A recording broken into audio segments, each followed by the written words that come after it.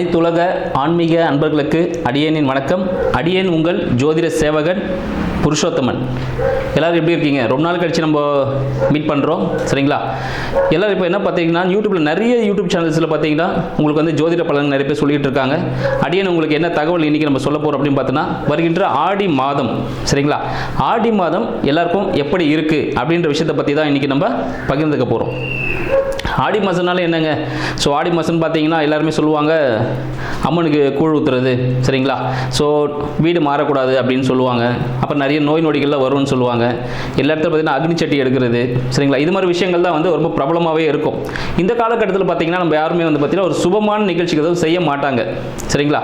எல்லாமே பார்த்தீங்கன்னா கடவுள் சார்ந்த ஒரு நிகழ்ச்சியாகவே இது நம்ம போய்கிட்டு இருப்போம். எதனால் அப்படின்னு பார்த்தோன்னா, இந்த ஆடி மாதத்தில் பார்த்தீங்கன்னா எப்பவுமே இந்த சூரிய பகவான் அப்படின்றவர் ஆடி மாதத்தில் எங்கே இருப்பார்னு பார்த்தீங்கன்னா சந்திரனோட வீட்டில் இருப்பார். சந்திரன் வீடுன்னு உங்களுக்கு தெரிஞ்சிருக்கும் அன்பர்களுக்கு. இது கடக வீட்டில் சந்திர பகவான் இருப்பார், சரிங்களா? ஸோ அவர் வீட்டிலேருந்து 12ஆம் வீட்டில் போகிறதுனால அது பார்த்தீங்கன்னா அந்த இடத்துல எப்பவுமே அக்னி தேவை. எப்பவுமே ஒரு இடத்துல பார்த்தீங்கன்னா எந்த பொருள் தேவையோ, இன்கேஸ் ஒருத்தருக்கு உடம்பு சரியில்லைன்னு வச்சுக்கோங்களேன், என்ன பண்ணுவோம், மருத்துவர் போயிட்டு என்ன விட்டமின் கம்மியாக இருக்குது, சரிங்களா, எந்த உடம்புல எங்கே பாதிப்பு இருக்குன்னு சொல்லிட்டு அதுக்கான ஒரு மெடிசன் எடுப்போம் பாருங்கள். அதுபோல் அந்த ஆடி மாதத்தில் சூரிய வெப்பம் பார்த்தீங்கன்னா குறைவாக இருக்கும், சரிங்களா? எல்லாருக்குமே இது வந்து மேஷராசிக்காரருக்கு தான் இருக்குமா அப்படின்னு பார்த்தா இல்லை, சரிங்களா? இந்த உலகத்தில் பிறந்த எல்லாருக்குமே பார்த்தீங்கன்னா அந்தந்த இடத்துக்கு ஏற்ற மாதிரி பார்த்தீங்கன்னா அவங்களுக்கு வந்து சில விட்டமின்ஸ், சில மினரல்ஸ்லாம் வந்து கம்மியாக இருக்கும். ஸோ சில விஷயங்கள் வந்து பஞ்சபூத சக்திகள் வந்து கம்மியாக இருக்கும் போது அதை நம்ம டெவலப் பண்ணிக்கணும். இதனால் வந்து வழியாக பிற்காலத்தில் ஆக்சுவலி கொண்டு வந்தது பார்த்தீங்கன்னா ஒருத்தராக எடுத்துகிட்டு வந்திருந்தாங்க. முற்காலத்துலலாம் பார்த்தீங்கன்னா இந்த ஆடி மாதத்தில் தீச்சட்டி எடுக்கிறது அது எல்லாமே கொண்டு வந்திருந்தாங்க. ஆக்சுவலி உங்களுக்கு சின்ன ஒரு கதை சொல்லணும். இந்த தீச்சட்டி எடுக்கிறது அப்படின்னு பார்த்தீங்கன்னா எங்கேருந்து வந்தது அப்படின்னு பார்த்தோன்னா, முற்காலத்தில் இந்த பழங்காலம் இருக்குது பாருங்கள், அந்த டைம்லலாம் ராஜாவை தவிர மற்றவங்க வீட்டிலலாம் நெருப்புன்றது வச்சுக்கக்கூடாது அப்படின்னு ஒரு ரூல் இருக்குது. இப்போ எப்படி நம்ம சில கன்லாம் வச்சுக்கக்கூடாதுன்னு சொல்கிறாங்க பார்த்தீங்களா, அது மாதிரி சில விஷயங்கள்லாம் இருந்தது. அந்த நேரத்தில் என்ன பண்ணுவாங்க பார்த்தீங்கன்னா, அரசர்கிட்ட தான் அந்த நெருப்புன்றது பார்த்தீங்கன்னா அரசர்கிட்ட தான் இருக்கும், பொதுமக்கள்கிட்ட இருக்கக்கூடாதுன்னு வச்சுருப்பாங்க. எதனாலனா இது திடீர்னு பிடிக்காதவங்க யாராவது என்ன பண்ணுவாங்க, அந்த நெருப்பு கொண்டு அந்த அரச மாளிகையோ இல்லை அவங்களுக்கு சம்மந்தமான இடத்துல எல்லாம் நெருப்பு வச்சு அதை அடிச்சிடுவாங்க. அப்படின்றதுனால நெருப்பு பொதுமக்கள் கூட இருக்கக்கூடாது அப்படின்னு சொல்லிட்டு, அப்போ அவங்க வீட்டில் சமைக்கலையா அப்படின்னு நீங்கள் ஒரு கேள்வி கேட்டிருக்கலாம். அதுவும் எனக்கு புரியுது. அது என்னன்னு பார்த்தீங்கன்னா, எப்பவுமே இந்த மக்கள் வந்து பார்த்தீங்கன்னா உழைப்பாங்க பாருங்கள்.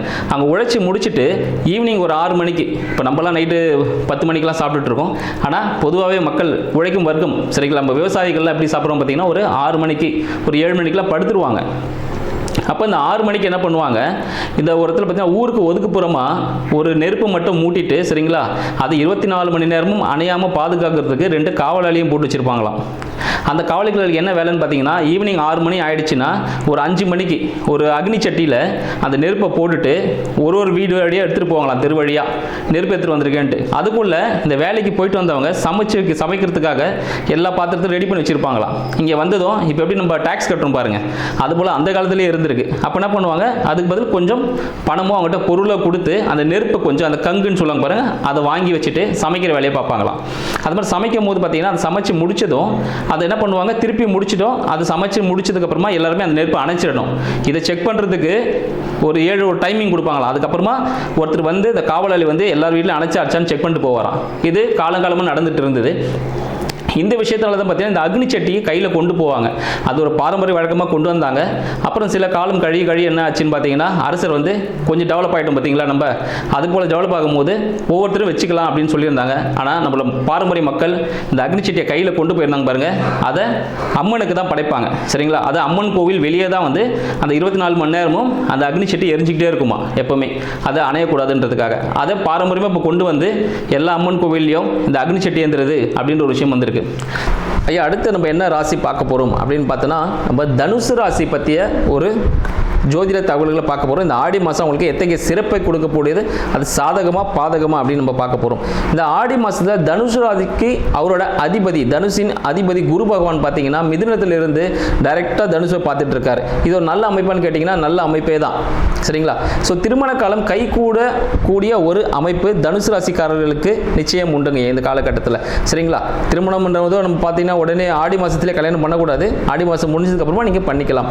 அந்த பேச்சுவார்த்தை நீங்கள் அடுத்து தொடங்க ஆரம்பிக்கலாம். அந்த ஒரு காலகட்டம் மிக சிறப்பானதாக இருக்குது. அடுத்து பார்த்தீங்கன்னா உங்களோட திங்கிங் எல்லாம், யோசனை எல்லாமே உங்களோட குடும்பம், அம்மா, வீடு சார்ந்தே உங்களோட திங்கிங் எல்லாமே இருக்கும். ஸோ ஒரு நல்ல குடும்பம் அமைக்கணும், குடும்பத்தில் சின்ன பிரச்சனைகள்லாம் இருக்குன்னு. ஸோ உங்களோட வார்த்தைகளை கொஞ்சம் நீங்கள் கட்டுப்பாடாக வச்சுக்கணுங்கய்யா. அதாவது கோபத்தில் வார்த்தை வர்றது, இல்லை ஒரு அடுத்தவங்களோட மனசை புண்படுற மாதிரி ஒரு வார்த்தைகள் வருது. அம்மாவை சந்தோஷமாக பார்த்துக்கோங்க. அம்மாவை சந்தோஷமாக வச்சுக்கிட்டாலே உங்களுக்கு வந்து பார்த்தீங்கன்னா எல்லாமே கை கொடுக்க ஆரம்பிச்சிடும். ஏன்னா அம்மா கிட்ட தான் நீங்கள் நிறைய கோவப்படுவீங்க. வெளியே எல்லாத்துலையும் நல்லா தான் இருப்பீங்க. ஆனால் அம்மா கிட்ட போனீங்கன்னா ஒரு கோவம், அந்த வெளியே இருக்க கோவத்தை எல்லாம் வந்து அம்மா கிட்ட காட்ட ஆரம்பிச்சிருவோம். ஸோ அது போலலாம் இல்லாமல் அம்மா கிட்ட கொஞ்சம் பாசமாக இருங்க. அம்மா கிட்ட ஆசீர்வாதம் வாங்கிக்கோங்க. அது உங்களுக்கு மென்மேலும் சிறப்பை கொடுக்கக்கூடியதாக இருக்கும். அடுத்து பார்த்தீங்கன்னா அது பெண்களால், சரிங்களா, பெண்களால் ஏதாவது உங்களுக்கு பார்த்தீங்கன்னா ஒரு சிறிய இழப்பு, கெட்ட பெயர் வரதுக்கான வாய்ப்புகள் உண்டு. அதனால் தனுசு ராசிக்காரர்கள் கண்டிப்பாக பெண்கள் தொடர்பு, பெண் நண்பர்கள், சகோதரிகள் இவங்க என்ன இருக்காங்கன்னா அவங்ககிட்டலாம் ஒரு லிமிட்டோட ஆடி மாதத்தில் நடந்து ரொம்ப சிறப்பான விஷயமா இருக்கும். ஏன்னா அவங்களால பார்த்தீங்கன்னா ஒரு சிறிய மனக்கசப்பு ஏற்பட வாய்ப்புகள் உண்டு. அப்படி இல்லைன்னா இது எப்படிங்க நம்ம பாசிட்டிவாக மாற்றிக்கிறது அப்படின்னு பார்த்தோம்னா ரொம்ப ஈஸியான வழிங்க. அவங்களுக்கு ஒரு கிஃப்ட் மாதிரி நம்ம எதனா வாங்கி கொடுக்கலாம். அவங்களுக்கு ஒரு கொலுசு வாங்கி கொடுக்கலாம், சரிங்களா. ஸோ வெள்ளி, அதில் பார்த்தீங்கன்னா சுக்கிரன் வந்து ரிஷபராசிலேயே இருக்கிறாரு. ஸோ அதனால் பார்த்தீங்கன்னா அக்கா, தங்கச்சி யாராக இருந்தாங்கன்னா அவங்களுக்கு ஒரு இல்லை பெண் நண்பர்கள் இருக்காங்க, அவங்களுக்கு வெள்ளி பொருளை, வெள்ளி கொலுசு, வெளியிலான பொருட்களை நீங்கள் தானமாக ஒரு கிஃப்டாக கொடுத்தீங்கன்னா அது மன மகிழ்ச்சியாகி அதுவே உங்களுக்கு பெரிய ஒரு பாசிட்டிவாக உங்களுக்கு வந்து கிடைக்க ஆரம்பிச்சிடும்.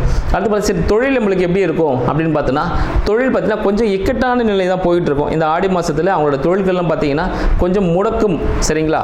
ஸோ முடக்கு அந்த மாதிரி ஒரு விஷயங்கள், முடக்குன்னா உங்களுக்கு தெரிஞ்சிருக்கும், ரொம்ப ஒரு டல்லான ஒரு ஸ்டேஜில் போகும். அதனால நீங்கள் பயந்துட வேண்டாம், இதோட ஸ்டாப் ஆகிடும் அப்படின்னு சொல்லிட்டு. ஆடி மாதம் மட்டும்தான் அது மாதிரி இருக்கும். அடுத்து வர மாதங்கள்லாம் பார்த்தீங்கன்னா உங்களுக்கு ரொம்ப டாப்பில் போகக்கூடிய ஒரு அமைப்பில் இருக்குது. அதனால் ஆடி மாதத்தை நினச்சி நீங்கள் ரொம்ப திங்க் பண்ண வேண்டாம். நீங்கள் அடுத்ததெல்லாம் உங்களுக்கு ரொம்ப சிறப்பாகவே இருக்குங்க ஐயா.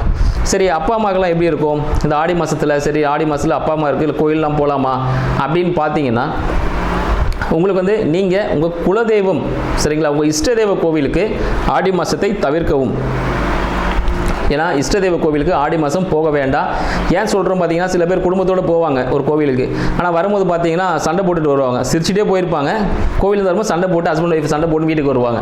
இதெல்லாம் எதனால் அமைப்பு ஏற்படுதுன்னா, அதனால் அந்த கிரகங்கள், பிரபஞ்சத்தில் அந்த கிரகங்கள் எப்படி அமர்ந்து இருக்குது, யாருக்கு என்ன பலன்கள் கொடுக்கணும் அவங்க ஜாதகப்படி அப்படின்னு சொல்லிட்டு இருக்குங்க.